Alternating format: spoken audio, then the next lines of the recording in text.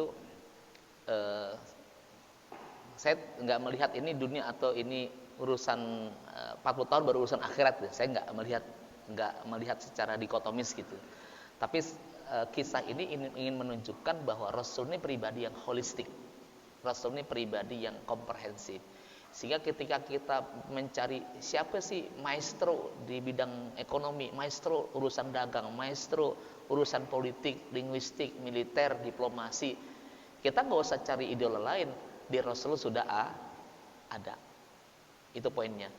Tapi kalau berkaitan dengan bagaimana kita menumbuhkan katakan anak-anak kita agar menjadi pribadi yang soleh, baik dan pribadi yang kuat, maka dua-duanya harus jaga keseimbangan antara kekuatan secara intelektual, secara fisik gitu, dan juga kekuatan secara ruhaniyah. Itu meski dijaga keselarasannya tadi. Jadi nggak cukup hanya jadi orang soleh secara pribadi, tapi mesti menjadi orang yang kuat. Makanya kalau bahasa Al-Quran itu, betul tadi Bapak katakan, dan hendaklah takut kepada Allah Subhanahu wa Ta'ala orang-orang yang meninggalkan anak-anaknya sebagai dzurriyyatan di'afan, generasi yang lemah kan itu.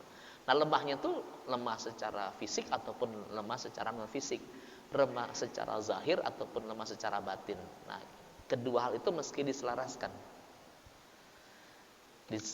gitu. Jadi anak kita dia juga kuat gitu kan secara intelektual, secara kompetensi, tapi juga dia mesti memiliki standar ruhaniyah yang tinggi juga. Nah, dua-duanya mesti didapatkan itu.